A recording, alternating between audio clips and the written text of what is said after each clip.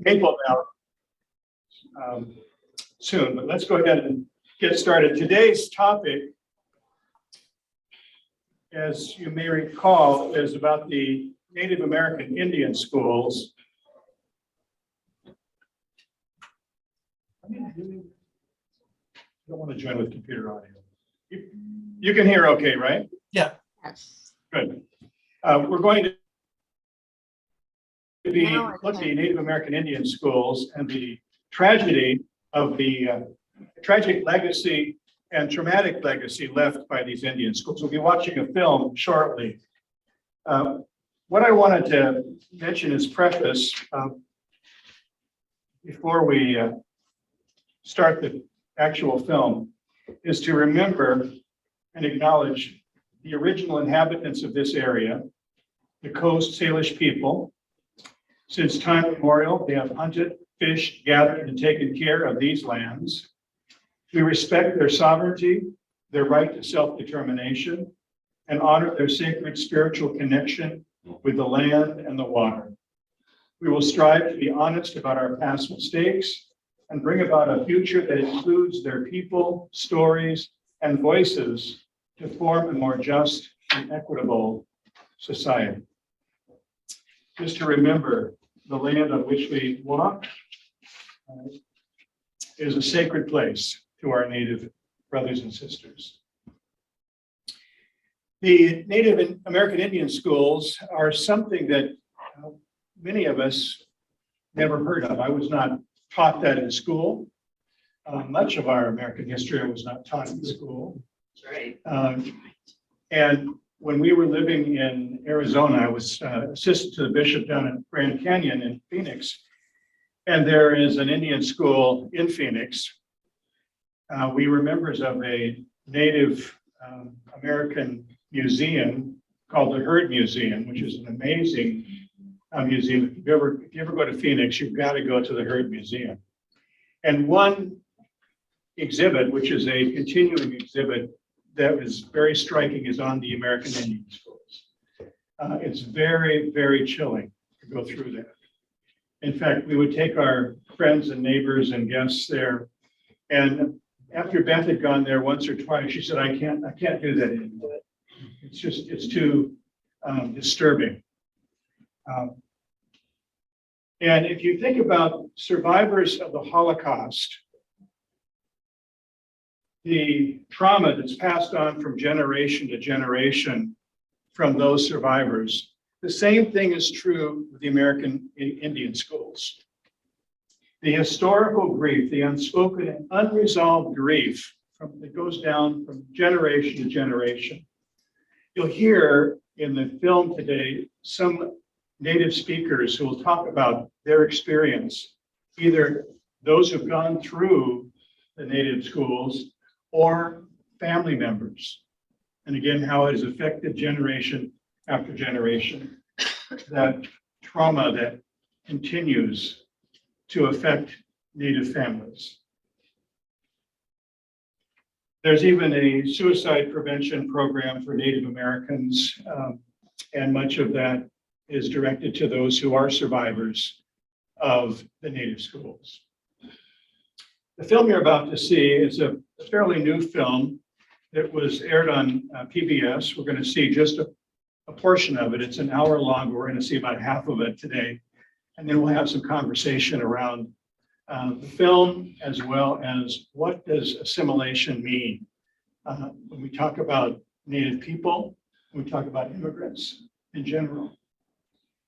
The film is called Unspoken, and we're going to view that now from afar. Marco is going to be sharing that with us at this time.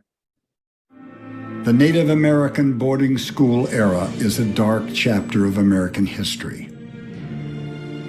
The policy was known as assimilation. Everything native was to be stripped away. The thought was to kill the Indian and save the man. Their language was to be unspoken.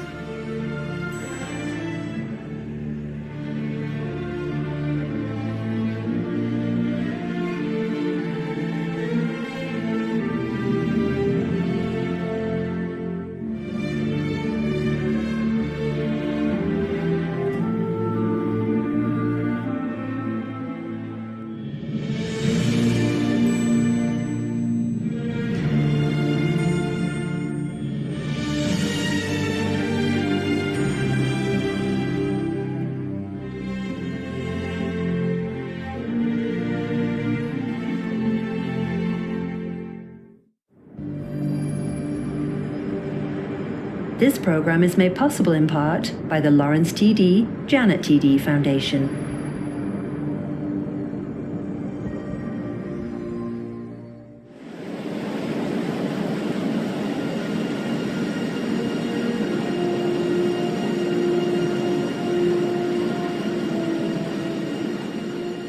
If the Great Spirit had desired me to be a white man, he would have made me so in the first place. Sitting Bull. Stories are told of Native children doing everything they could to escape boarding schools. Home was far away. They longed for anything familiar. Many were unsure as to what had happened to them.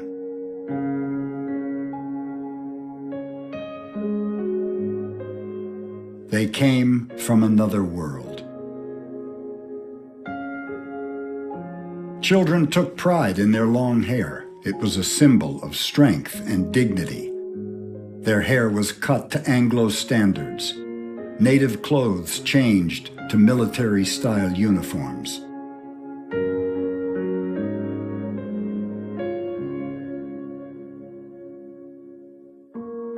They were forbidden to practice their way of life in the early boarding school years.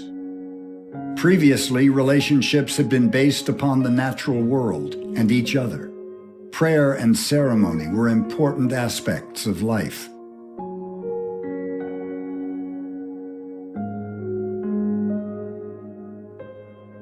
The early schools were run with military precision. It was more accurately should be called ethnic cleansing rather than assimilation. And it has had devastating effects on my people.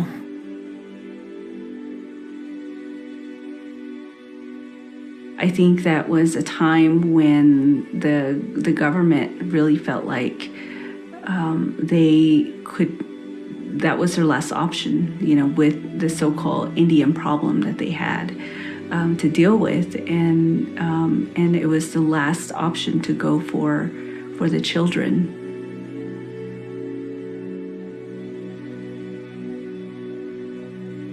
This photo from the Pine Ridge Sioux Reservation shows families camped near a boarding school in South Dakota.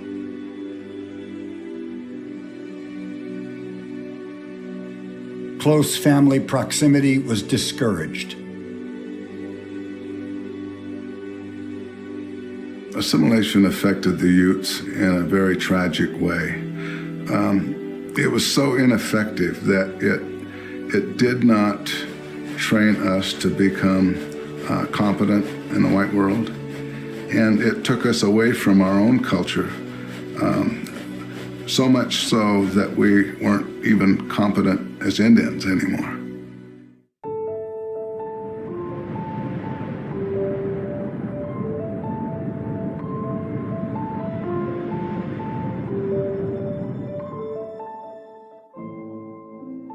The 1868 treaty with the Navajo included the provision that their children must attend school. Native American boarding schools had been started much earlier by Christian missionaries.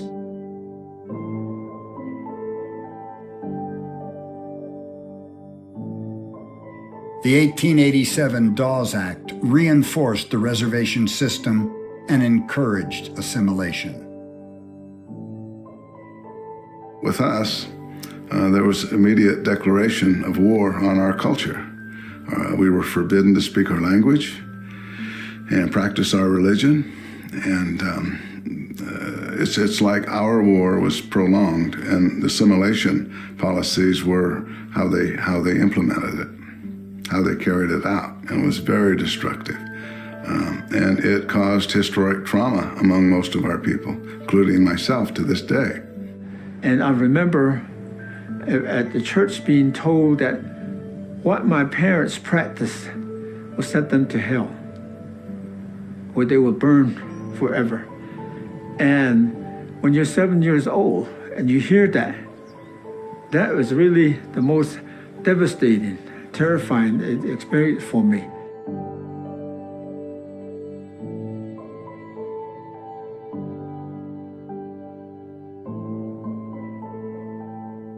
But some of the isolation or separation from parents was very difficult. But that was part of the agenda. If we're going to, as they say in the past, separate you from the blanket, we need to have full control of everything you do, everything you learn.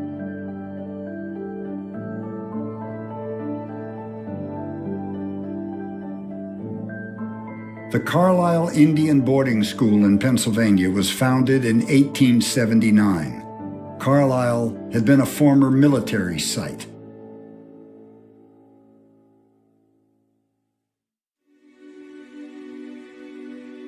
The Native children who were sent to Carlisle, I think they, for the most part, arrived on the train. And so they probably endured hundreds of miles and long hours on the train before they arrived at their final destination, which was Carlisle. Richard Henry Pratt was superintendent of Pennsylvania's Carlisle Indian School.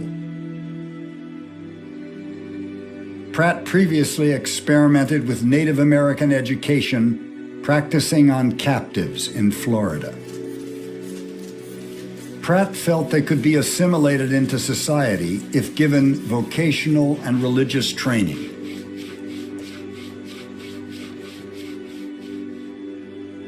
Richard Henry Pratt wrote in 1892, "A great general has said that the only good Indian is a dead one.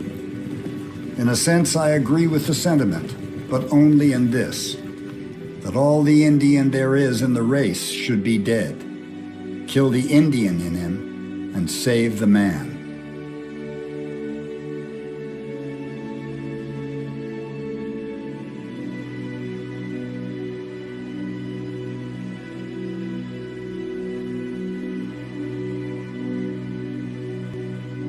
Three of the most famous boarding schools were Carlisle in Pennsylvania, Haskell in Lawrence, Kansas, and Sherman in Riverside, California. Haskell is now the Haskell Indian Nations University. It was founded in 1884 as the United States Indian Industrial Training School. It opened its doors for 22 students. Boys studied farming and labor trades. Girls studied homemaking and sewing.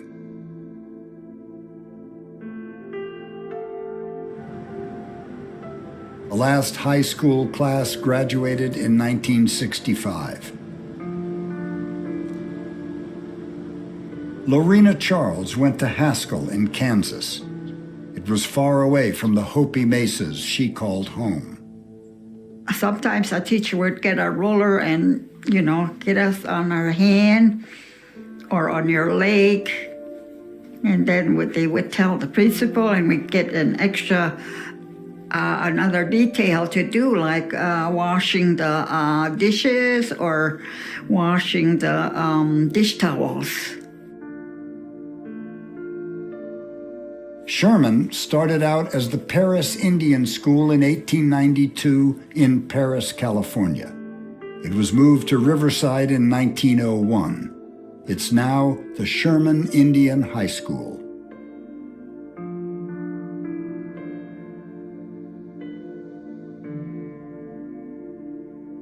My mother was taken away when she was 9 years old and was not allowed to return until she was 18. Both Carlisle in Pennsylvania and Haskell in Kansas had confinement rooms for unruly students. At one point, I really began to understand the trauma that had happened there when I had seen a picture of a jail that was at Haskell. And it was just a very small little cube cell jail, and I still have the picture of it.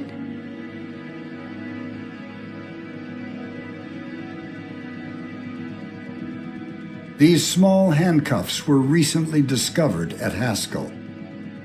If truly authenticated, they appear to fit a small child.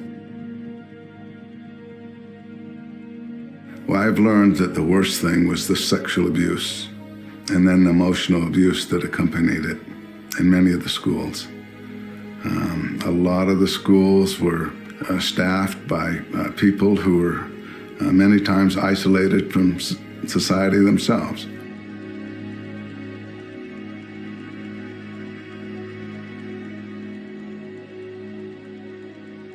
Navajo leader Manuelito agreed to uphold the 1868 treaty requiring American education for Navajo children. He sent his sons to Carlisle. Within a year of arriving at Carlisle, Manuelito's son contracted a disease and died at Carlisle. And so Manuelito, upon learning of his son's death, immediately ordered that the children, the surviving children, be returned home. His second son came home. He was ill when he returned home and died within a matter of weeks after returning home.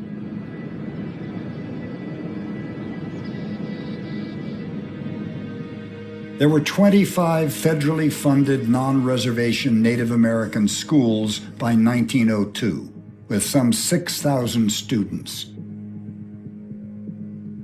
Estimates increased that population to 60,000 by 1973.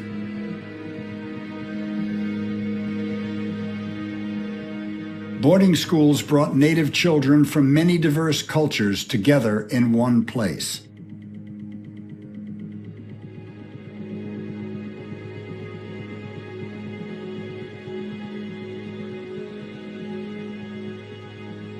In many ways, it did the reverse. It strengthened our culture, and our relationships with other tribes strengthened our culture.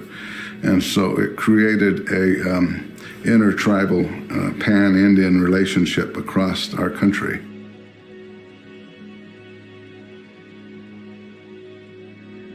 Commissioner of Indian Affairs John Collier wrote in 1923, "The administration of Indian affairs is a disgrace, a policy designed to rob Indians of their property, destroy their culture, and eventually exterminate them." The Merriam Report in 1928 documented abuses and made recommendations to correct them. You know, there were a lot of people out in the larger the United States that kind of rallied on behalf of Native Americans. They saw what was going on. Amanda Blackhorse attended Haskell in a later era than the early boarding school days. And so today, what remains are some unmarked graves near Haskell. And a lot of people still talk about the ghosts or the spirits that still roam around there. And a lot of students that go to school there will have stories of hearing things, seeing things. And so I think that the healing process there is still happening.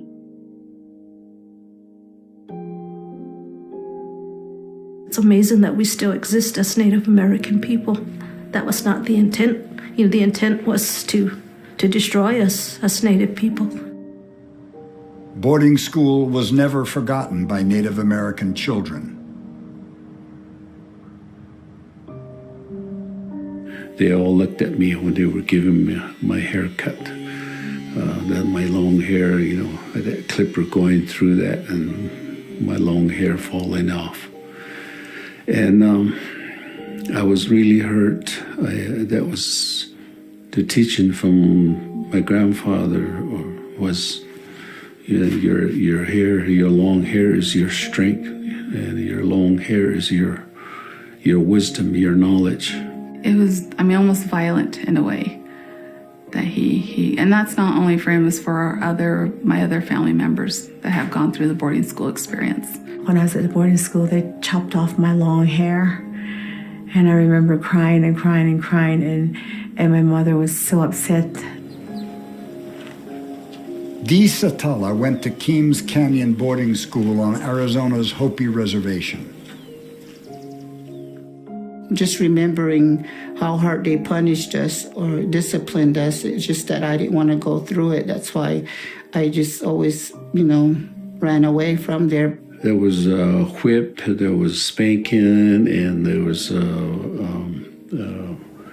a punishment where you stand on your knees, and then there was a place where if you got caught doing things, they put a dictionary on your hand, and you get your hand out like that, and you stand out there, you know, and that was some of the punishment that you did. And I think the worst punishment that I experienced through was, you know, standing on my knee in one place, and I blacked out. She did not pass that down to me. She was told not to teach me Ute because it would interfere in my mastery of English, and which we found is not true at all. And so that has caused harm to me. It's affected me emotionally, physically, culturally. It's been very disruptive in my life.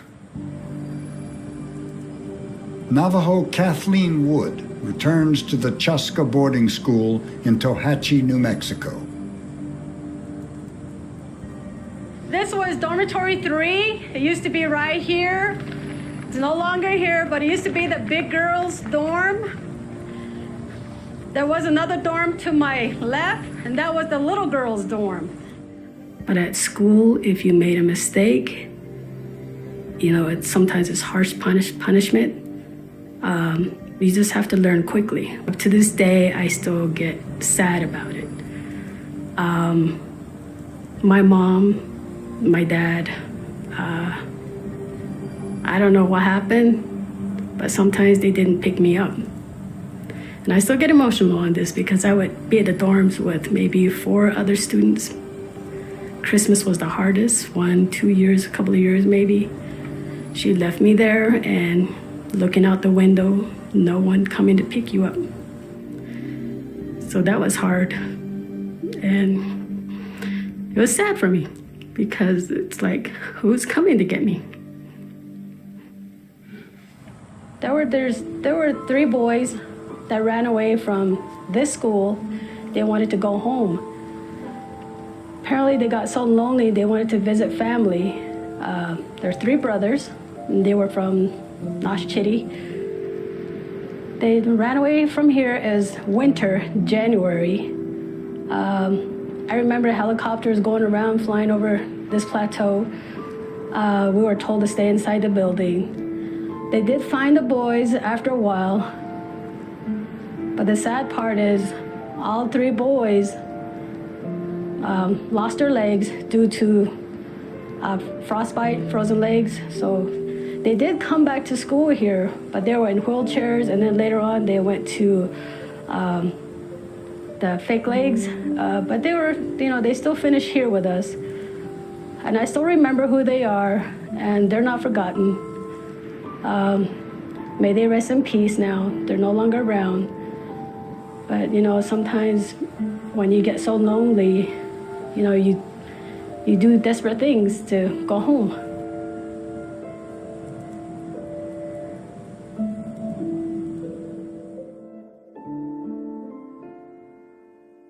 When I was in 2nd grade, that was my worst nightmare. I know I was traumatized from that. But going to Sherman, being with students that I know from the same village, from the same area, and meeting new students, to me, that was the greatest time of my life. The clock no longer ticks at the Phoenix Indian School in Arizona. The history of the school dates from 1891.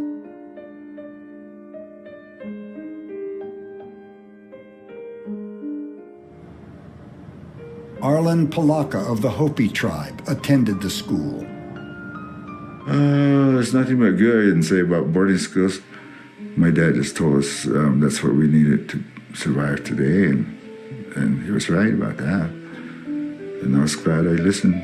You know, there's many different tribes there, and made friends with pretty much every tribe. I had a friend in every tribe. It closed in 1990. I always thought I was going to get beat or get hit with a board or something, but that never happened to me, luckily. So I've witnessed the whole classroom witness one of our classmates get so badly beaten by the teacher. And so we were just like, that was awful and terrible. But we just sort of went back and continued our class. I don't know what happened. We didn't know anything about reporting or anything like that, so. Davina Spotted Elk attended Tuba City Boarding School in Arizona as a young girl.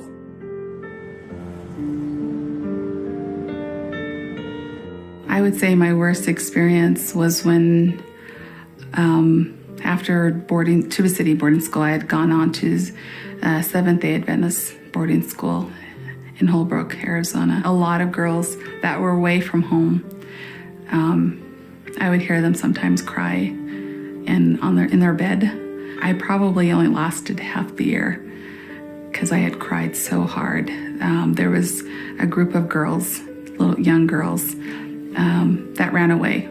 You know, we didn't know how far away home was, so we thought maybe it wasn't very far. But they said no, they caught us, and we went to the main principal. I don't know if he was a principal or the director of the boarding school, but they said that he had whipped each and every one of them with it was like a cord. It was like a electrical cord, I think they described it as. And they showed us the whipping marks, and some of them were very deep.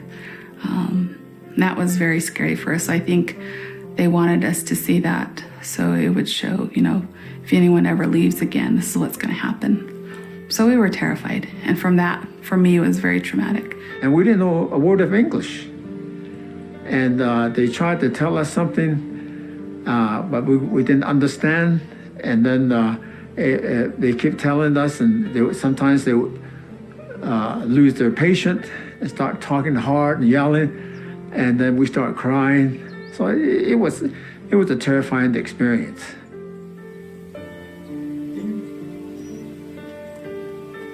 Cheryl Marzak visits Navajo Carl Begay. Carl is a sheep herder who lives near Chinle, Arizona. Carl remembers the Intermountain Indian School which he attended in Brigham City, Utah. Not Navajo, just English. Always speak English all the time. You know, he used to get, but when we're out there in the sticks somewhere, we always sing or we always tell jokes, Navajo jokes and all that. Today, the Intermountain Indian School is only a skeleton of its past.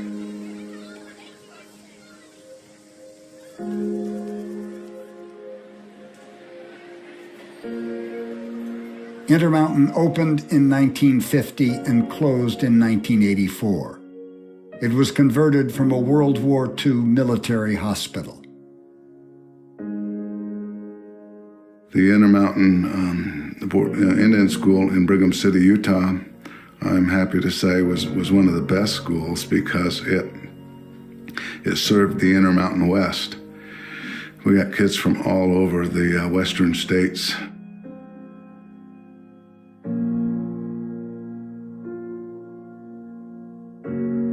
Many Navajo were bused to Intermountain from their homes in Arizona and southern Utah. Darlene Smith met her husband Roy at Intermountain.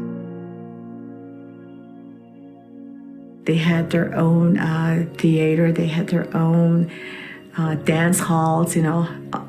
I mean, it was just the best time for me. That's where I met my husband. As he wasn't going to school there. He had graduated from there. He was in college at Utah State University. But I loved it. I loved the Indian school. Then I don't know how long they had it open after that, and they closed it down.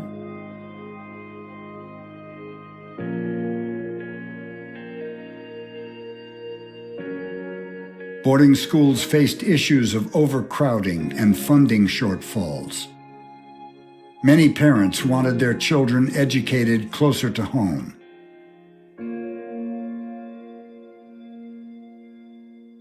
All of a sudden, the budgets were shut down, and we were really upset about that because it's like we finally got a hold on the federal schools to serve our kids, and then they shut them down. They pulled the rug out from under us.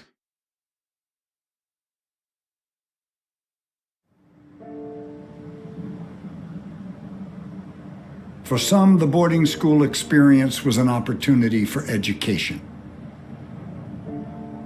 The teachers were good. For them to come out and onto the reservation and teach us, I thought that was, pretty, how would you say, it's pretty courageous for them. Once in a while, they would say something negative. At the time, I thought that was okay to do. But now I don't think it's okay. It was okay, But we would just forget.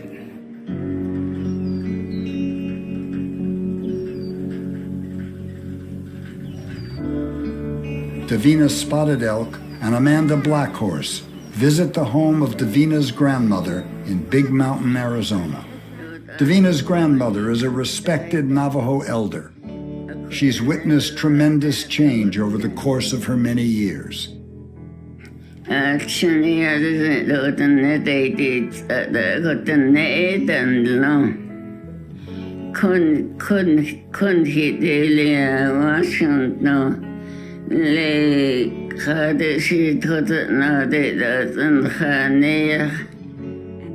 Amanda Blackhorse visits Davina's grandmother for the first time. We're still feeling the effects of boarding schools today. Boarding schools actually still do exist to this day, and it has completely demolished the Indigenous familial system, and many of our people are suffering, and they don't. The thing is, they don't realize that they are suffering from the boarding school syndrome. Many of us don't even understand it in that perspective.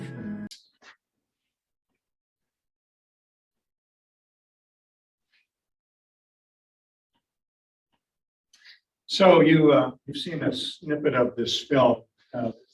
There's some other interviews and so on that go on, but you get a good feeling for what the Indian schools were like. Why do you think that one of the speakers said this is an assimilation, this is ethnic cleansing? Because their families were destroyed, their culture was destroyed. They weren't allowed to use their language. That's right. It's very similar to what they did it in Canada and Australia, places like that as well. Exactly right. And Yeah. I remember growing up in Oklahoma in the 70s, right? Because it was long hair if you were a hippie, but in some of the small towns, the Native American kids wanted to grow their hair long. And they were also, even in the 70s, were forced to cut their hair under the premise that they couldn't be hippies. There you go. Thanks, Karen. If you take a look at the, see if I can get this map on the, can you see the chart? Let's see, they find you. Here we go. Okay. This is a chart. This refers not only to what happened with the Native Americans, but also with any immigrant that comes to a dominant culture such as ours. This is primarily an Anglo culture, at least it was founded as an Anglo culture. The colonies were mainly from England, some from other parts of Europe, but it was primarily founded and expanded as an Anglo culture. So you think about the various stages of what we call assimilation. Separatism is where you maintain your own culture at all costs. Acculturation is where there's beginning to be a conflict between the two. You're trying to absorb part of the new culture, but you're in conflict because it seems to be in conflict with your culture. Assimilation is where you've been completely, then you've set aside your own culture and you become completely assimilated into the dominant culture. Integration, on the other hand, you notice comes at the corner of maintaining your ethnic culture and the dominant culture. It's where there's a successful integration where you are integrated into the dominant culture, but the dominant culture isn't forcing you to give up that part of the culture that you want to maintain or that is important to you. Can you think of some examples of integration? Yeah. We were down on the Oregon coast, looking out at the ocean, and we saw native canoe out on the ocean going north. And we talked about it. It was a beautiful canoe. We could just barely see it. And there was an Indian family next to us. I all of a sudden realized. So I asked, you know those people? Oh, yes, And they told me that they were heading up to go into the Puget Sound and that there were natives coming down from Alaska, Upper California, and all over, there'd be about 5,000 people meeting. And that was part of their heritage, and they were making it live. Yeah. And they were also, these people were obviously, they were driving a car, they were clean, so they were integrated probably, but still able to appreciate their history, their culture. Right. Thank you. It's interesting that I don't think came out in the film, it hinted at it, but for years, the Native people were forbidden to practice their own traditions. I mean, not just at the Indians, but even on the reservations, they were discouraged and in many cases forbidden by federal law to practice their own spirituality, to have their powwows and so on. And it's only been, in the last 50 years, really, that there's been an awareness that those cultures are important. And so the Native people have been trying to resurrect those rich traditions, to have those gatherings, and to teach their children their language. In the early days of the Native schools, you heard that any connection with their culture was forbidden and was discouraged. And it was, again, only in the later days of the Indian schools, say in the 80s and the 90s, that they came to realize that it was okay for the Native children to know about their culture and to be able to practice parts of their culture. But in the early days of the Indian school, it was all about, we're going to make them into little Anglos. We're going to get rid of their culture. We're going to get, as the film said, we're going to kill the Indian in that person and make them a white person. It was a total disregard for who they were, their identity, their family. And you heard one of the speakers say it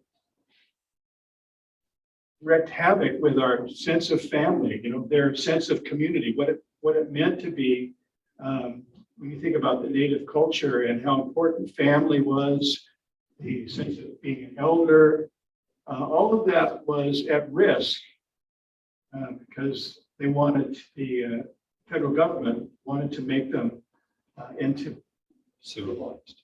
Yeah, make them, quote, civilized, right? Disregarding all the aspects, good aspects of their culture and their family system to make them into one of us. David Brooks has a good article talking about these four quadrants of assimilation, and so on. And I just want to read about the section he says about integration. Integration without assimilation. As people who take this approach cherish their group for the way it contributes to the national whole. Members of this group celebrate pluralistic, hyphenated identities and the fluid mixing of groups that each contribute to a rich American identity. So again, what we need to strive for is integration, regardless of what that culture is, that ethnic group, whether it's Afghan or African or Native American, to recognize that we are a rich tapestry of cultures in this nation. Not to try to make people over into something like me, but to celebrate. You know, I think of my family background. My mother's family came over from Norway in the late 1800s, and they integrated into becoming Americans. In fact, she regrets that her parents wouldn't let them speak Norwegian. The parents spoke Norwegian in the home, but they wanted their kids to learn English because that was the dominant culture. She wished that she had learned Norwegian. But when I was growing up, my mom there were many aspects of her Norwegian culture that she shared with us growing up. And so, I still am proud that I have that Norwegian background.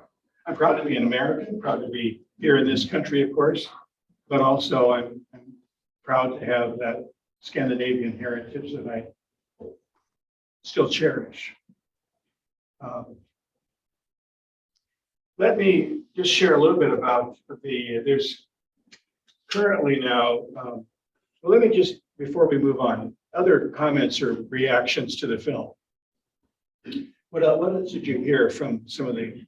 I'm questioning our church's missionary endeavors in other countries when we attempt to force our own understanding of what Christianity is in our missionary work to these other countries. So we want to make them Americanized. I think the church has made that change. I see that we're working along with the people in the countries and listening to them, saying, where do you want our help? But before we come in and say, this is the way it is. That's a good point. Ed is talking about the missionary work, not only here in America in early days, but also now in other countries. What was the approach? And in many cases, it was we're going to go in, American missionaries, we're going to Christianize them, have them deny their own cultural tradition, particularly their spiritual tradition, to become like American Christians, for example, or German Christians, or whatever country. And that was true for many years. Now, in most cases, at least I can speak for the Lutherans and mainline Protestants, and that is that we have an accompaniment tradition where we walk alongside of, and we're not trying to force our way of life, but recognize that what those traditions, those cultures bring is important. We teach them about Jesus, but Jesus can take different forms.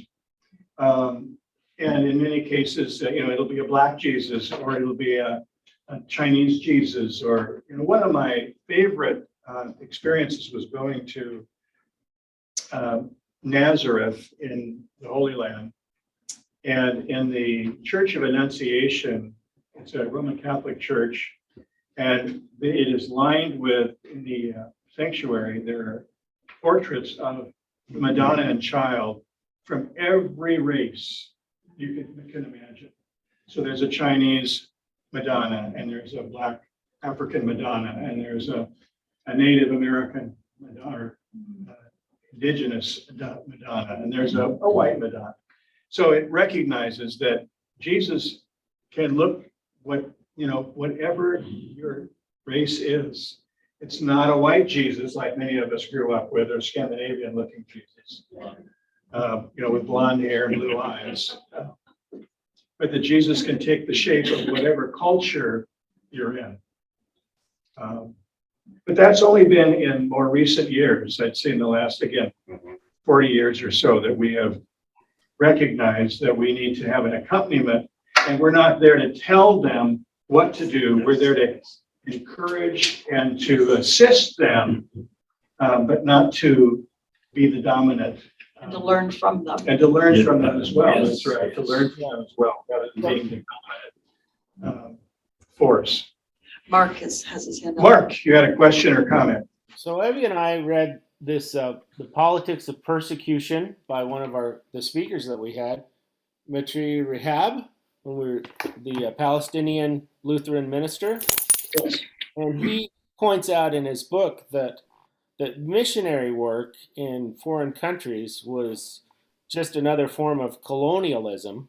That's right. Where they would then get those people to kind of be like they are, and then they would be sympathetic towards them, and then they would use that as political leverage to get into their systems.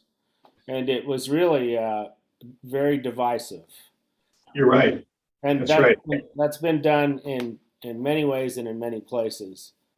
It was, absolutely, for centuries. The tip of the spear for conquering other nations, really. That's right.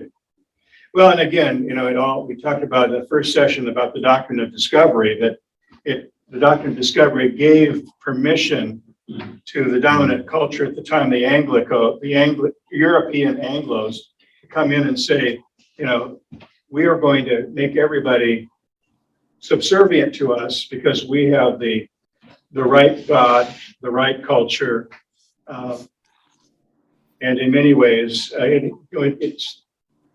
it's the empire coming in and taking over. And making everybody subservient to them. And they used that same thing when they turned the Indian schools over to different religious denominations.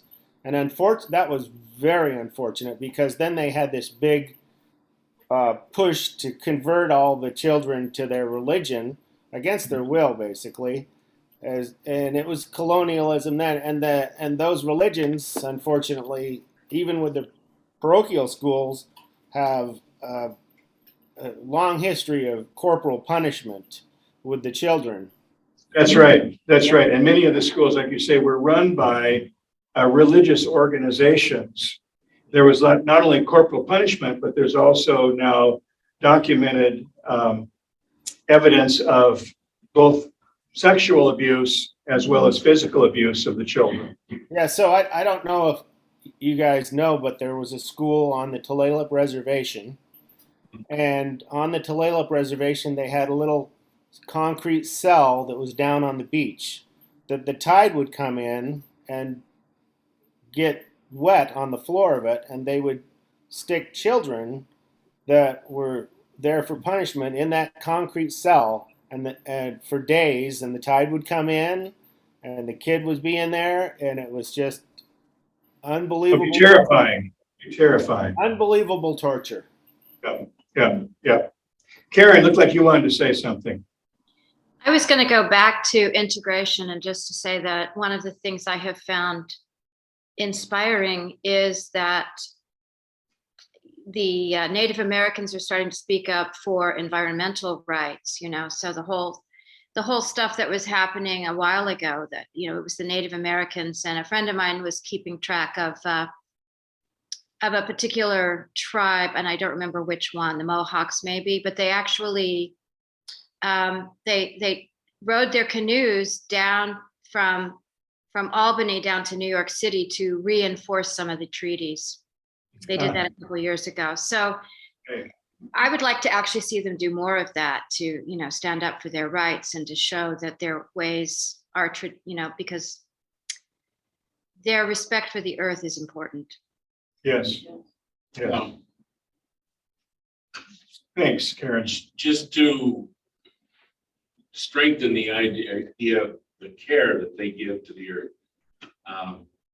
And motivation is many faceted. It could be protection, it could be caring for the earth could be many things, but the Eastern Indians, the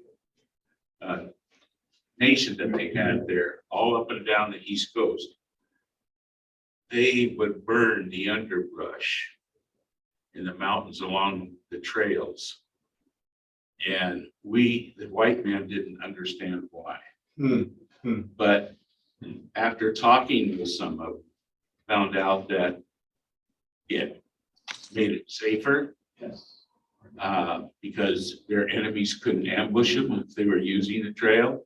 It made it help get food, because when it's overgrown, only small animals live there. When it's bare and open, you have different food, and deer and elk or whatever would come in and live there, and they had their food. And it also stopped forest fires. Yeah. Well, there was a relationship. And now, about 50 years ago, I had a friend that was going into the Forest Service. And about that time is when they started listening to the Indian and found out why they burned there. And they started trying to get this improved into our management of forests. If they had a mistake, if you didn't do it at the right time of year, the fire could go wild.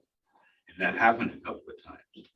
But they have learned, and it's a question of how do we do it? Right. So social sciences and physical sciences are different. Social lags way behind, and us trying to assimilate the Indians into our culture, ignoring their culture, is as wrong as well. We see good intentions.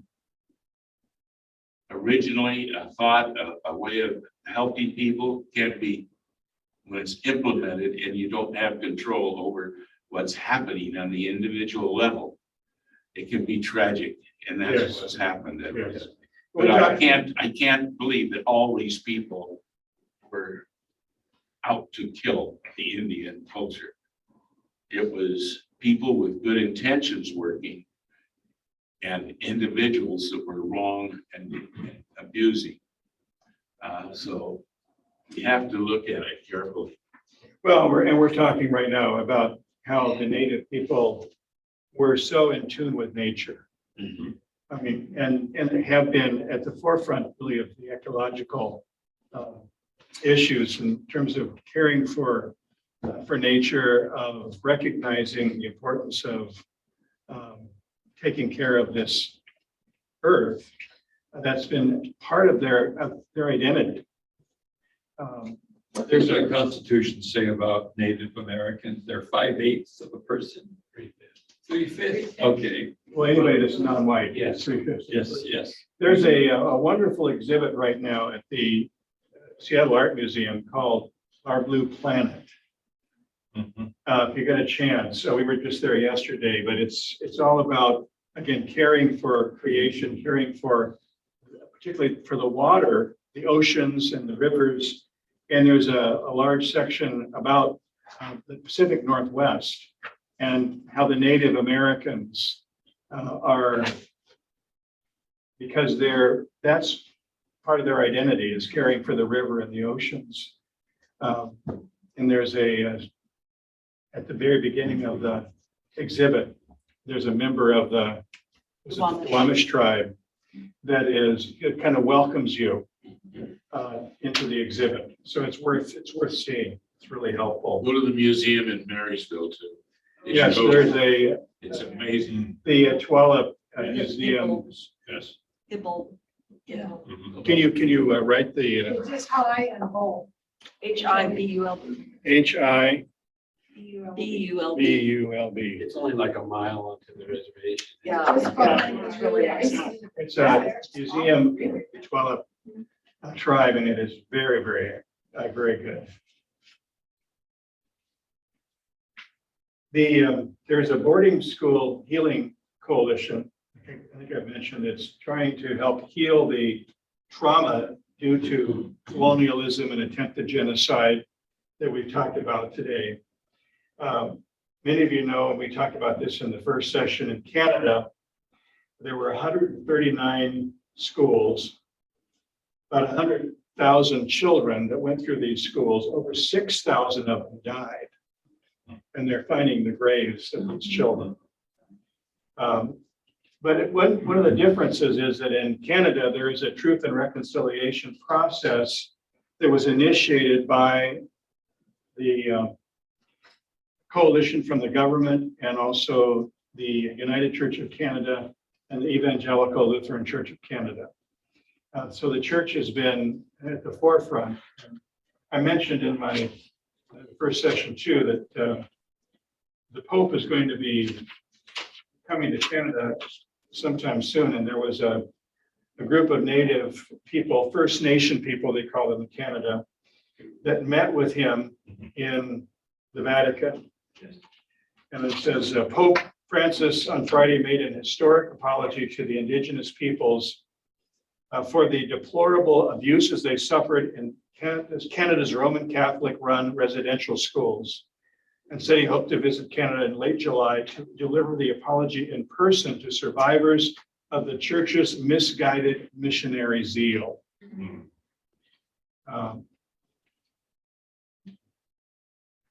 First Nations Chief Gerald Antoine said that St. Francis's recognition of cultural genocide was important.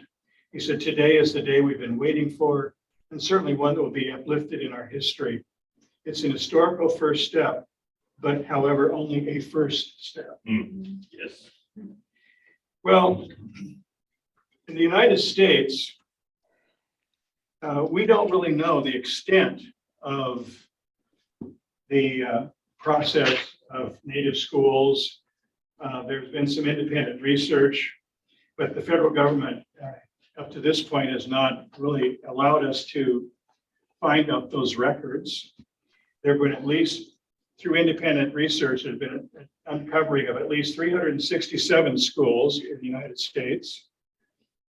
But what is happening now is that the current Secretary of Interior, who is a Native person, the first Native person at a cabinet level, and she has now launched an investigation into the Native schools, working towards a federal truth commission.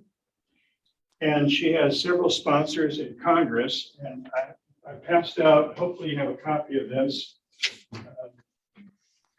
This is a copy of the actual bill that is before Congress. Senator Elizabeth Warren from Massachusetts is one of the sponsors, along with Representatives Sharice Davids from Kansas and Representative Tom Cole from Oklahoma. And it's currently before Congress. It's kind of installed in the process, but they're hoping to get it through. And again, in the meantime, the Secretary of Interior has launched a formal investigation into the Native schools and what's going on. I would encourage you to read this over and even contact your Congress people and let them know that you would like to see this go through. This is calling for a Truth and Healing Commission, so that like Canada's doing and like Australia has already done, that we would face the truth of our history when it comes to the Native people. You'll send this out for the folks. Yeah, I'll send it out in the email as well, but I just wanted to make sure you got a copy of it. The other page is simply recommended bibliography. Some of you have been doing some reading about Native issues, and so I've been compiling a list, and I just got a couple more from Ed of some, and there's a new book that's coming out. I just ordered. It's going to be out in August that I would recommend. It's by Roxanne Dunbar Oritz, and it's titled Not a Nation of Immigrants, Settler Colonialism, White Supremacy, and a History of Erasure and Exclusion. It sounds like it would be a good read. Other comments or questions as we're thinking about our Native brothers and sisters and some of the trust they've experienced. Evie and Mark. So I don't know if this is a topic for a future class or if this is the right moment for this, but we've been up to the High Bulb Center. We had a very interesting workshop for a weekend between the Mountaineers and the Tulalip tribe pre-pandemic, where we heard the story about the tide line cell, for example. And Mark and I both have past experiences in various ways with volunteering with the Indian populations. But my question is, I've heard a fair bit about the history. I guess I'm more interested in where do we go from here? Yes. And I feel like, all right, the one thing that you sent in the homework assignment was a letter that was signed by a bunch of the Christian leaders in 1987, I think it was. And that was good, but where are we now and what about the future? And that's, you're prepared for next week now. If that's where we're going next week, Abby. Don't you see this as the same pathway? And so that's a good transition. Well, I'll just share that next Sunday, session 4, is Repentance and Redemption, Lutherans Offering Healing and Hope. And we're going to be hearing from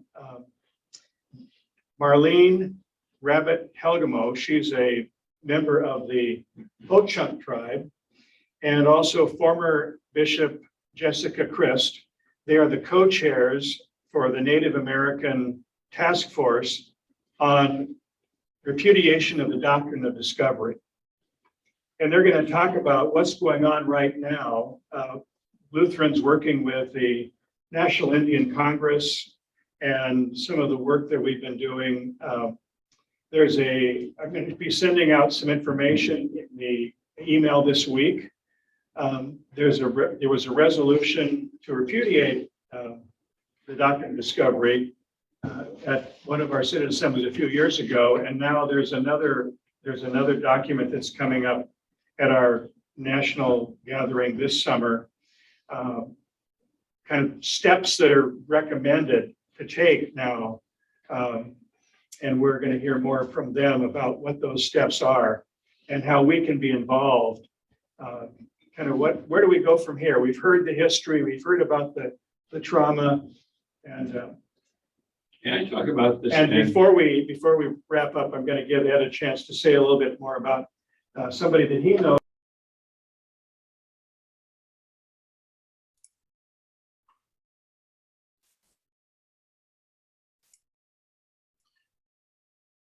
Hey, Beth, can you accidentally hit the mute button?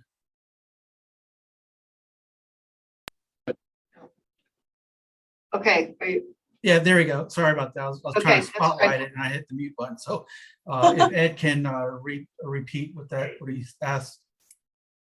I'm holding pictures of Why don't you come on up here? Come up by Rick's, so Is it- you can see on the camera. We can see on the camera. Here, I'll hold it. You. Thank you. There is a native Tlingit Indian who is working on creating totem poles, and he has been commissioned now and finished one, which will be taken this month to Hoonah, Alaska, and placed up there as a symbol. We sat in his living room and listened to the story about how this spiritual occurrence happened and how he made it into art. And I would love to have him just sit down and talk to you about what was happening inside his soul as he felt the ancestors speaking to him and the spirit moving him. Amazing man. I'd love to get him if he would be willing to come and talk to us in church. So we'll explore that. Okay. Thank you for sharing that. I know Ed would like to, be happy to talk further with any of you that are interested in finding out more about this artist. Well, we're coming to the end of our time together, and I want to thank you for your interest, for your concerns, and we want to thank those that joined us online this morning. We'll be again posting the recording of each of these sessions on our Saviors YouTube website. Again, join us next week as we find out more about where we go from here, what we can do, what the ELCA and others are doing in trying to seek truth and reconciliation with our Native brothers and sisters, and any part that we might have to play in that. I invite you to pray with me as we close. Our gracious Lord and God, we do thank you for the incredible gift of our Native brothers and sisters. We thank you for this time that we have had to share and to learn.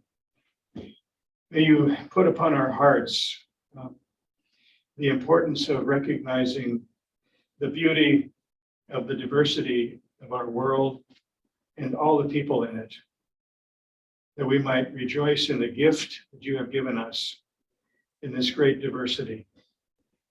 Be with us now and bless us on our way as we ask it in Jesus' name. Amen. Thank you. God bless and have a good week.